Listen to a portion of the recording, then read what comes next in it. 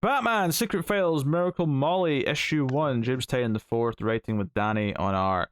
And this is an oversized issue, one shot. And it's basically Miracle Molly's origin story. Yeah. That's what it is.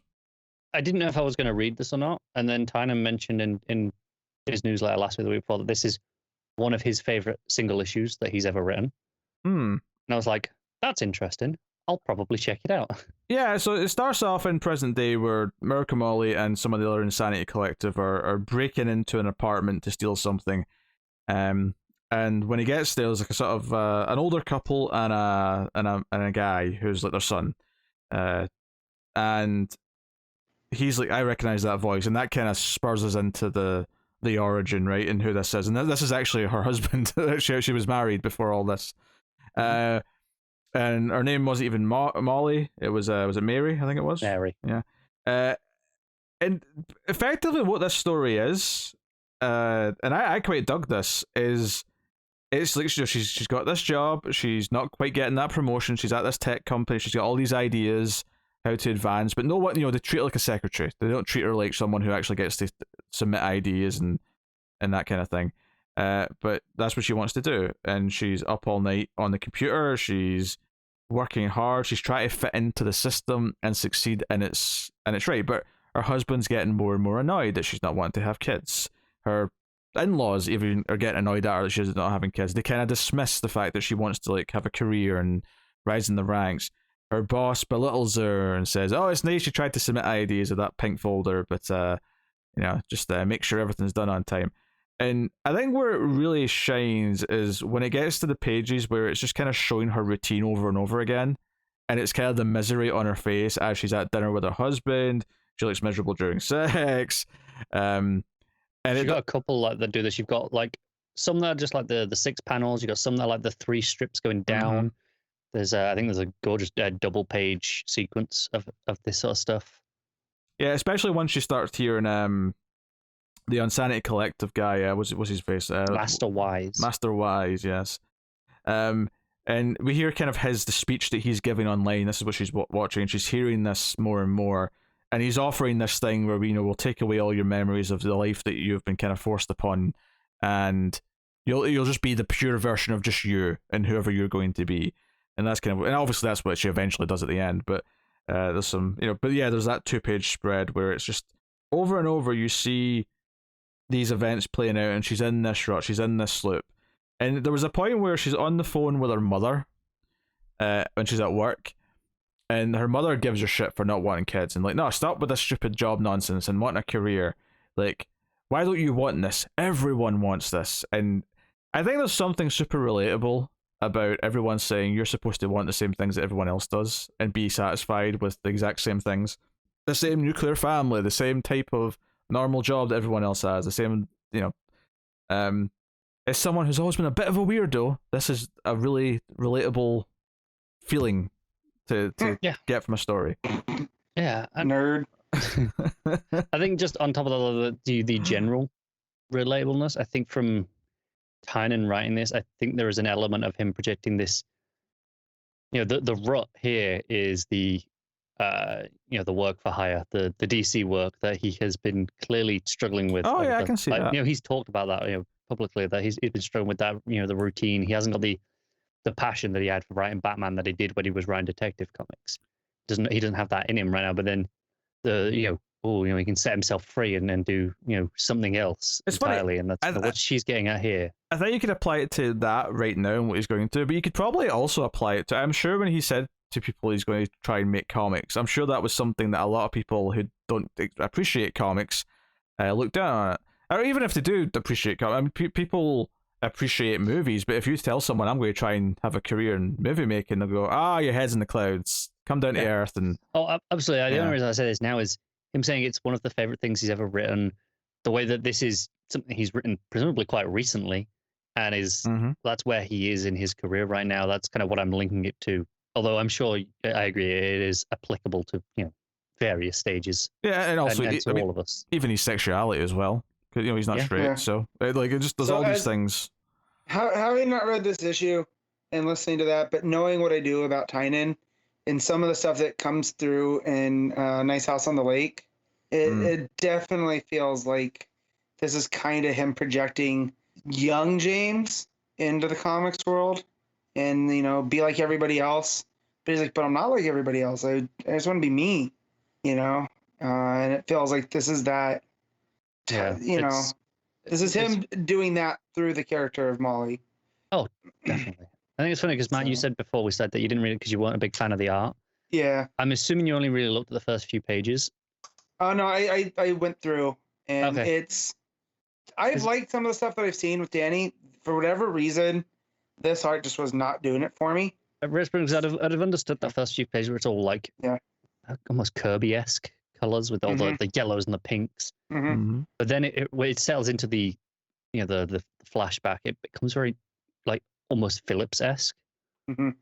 It's real all this soft muted colors, and I don't know. I really dug it, and it's maybe more excited for the Arkham Asylum book. I like it quite a bit, and I think it fits this story. Like, I don't know if it would fit every story, but it fits this person. Because I think what's funny about this is that it happens to be a character who's in a Batman story and set in Gotham, but honestly, like, this could be like a creator-owned single issue just about a person who needs to move on. Like, I almost get like a, not a cyberpunk, but like a kind of that, like the sort of your David Fincher, or maybe even like an Aronofsky movie of someone who's been driven not to madness per se, but it's like a psychological kind of like turmoil they're going through until they eventually see this in Aronofsky's dreamlike style. Yeah.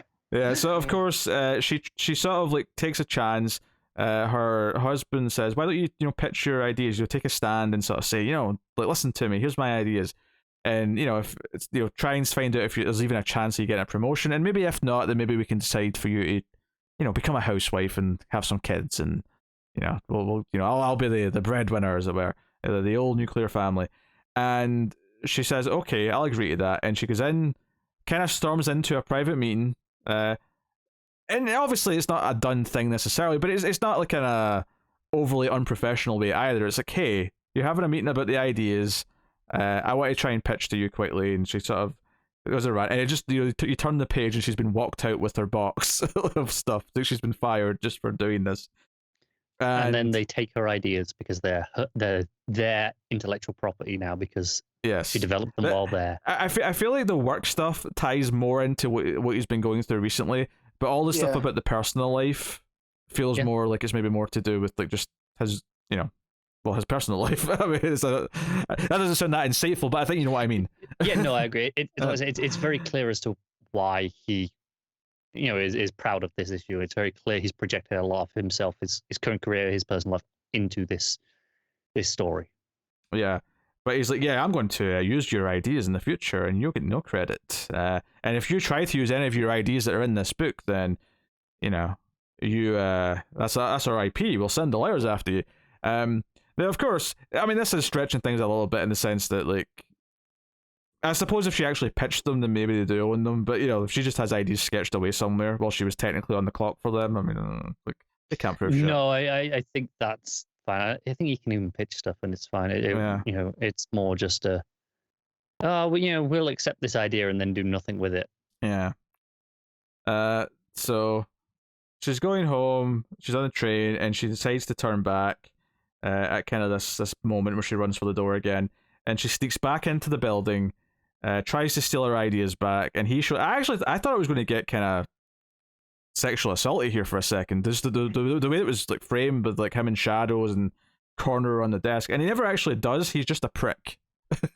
Yeah, I think that was maybe just you reading. I don't think there's ever even an implication that was what's going to happen. It was just the art. It was just that panel of her like sort of leaning against the desk as he's like standing right in front of her.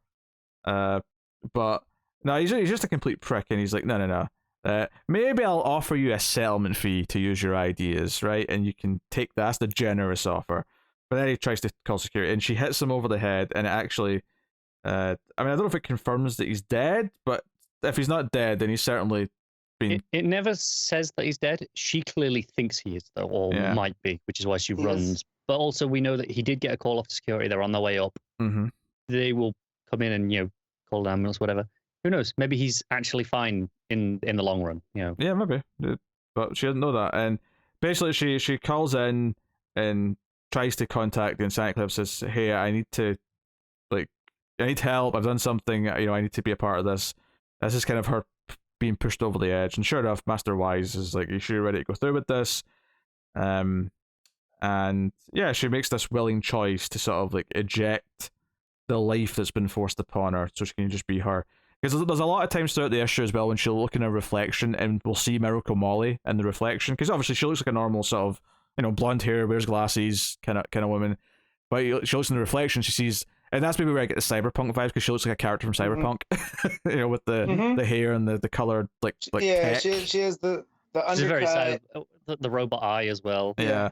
So, but at the end of the issue, after she's went through this and she's actually put the clothes and the hair on, or in fact, I think it's actually when we come back to the present day, it's the final page where she rejects, like, I don't know who you are, buddy. Like, I'm Miracle Molly and I'm no one else. And he knows because she used to use that as her like a chat name or like a handle. Yeah. Shut up. But when she's like on her drone flying away, she looks over at the reflection and it's her own reflection and she smiles because it's really her. The messaging is really simple. It's a really strong story, a strong narrative, strong character drama and arc. Hard to find. For me to top off with, I thought was pretty incredible art, some incredible layout sequences. Yeah. No, I thought that was good too. Yeah. The double page, not double page, just full page splash when she's like in the machine, getting her memory wiped, and there's like flashes of all the things that it's erasing, and it's her glasses shattering, as she's the truth is revealed. It's fantastic stuff. Yeah, it's so funny that Ghostmaker is like everything we don't like about a new character, and then Miracle Molly, I'd say, wasn't like a complete hit the second we saw her, but she seemed interesting. She had a cool look. She wasn't just an outright villain, so that was kind of made her more engaging. And then you have an issue like this, which I think just completely solidifies her as a real character, where I'm like, okay, this is a person that I understand now. This is a person that I'm kind of rooting for. I think at first glance, I would say I'd have probably preferred, Punchline or Clown Hunter. I think they had stronger debuts than Miracle Molly, but I think this has made her a more well-rounded character for me that I want to see more of going forward, as compared to those where I'm like, yeah, sure, I can take a look.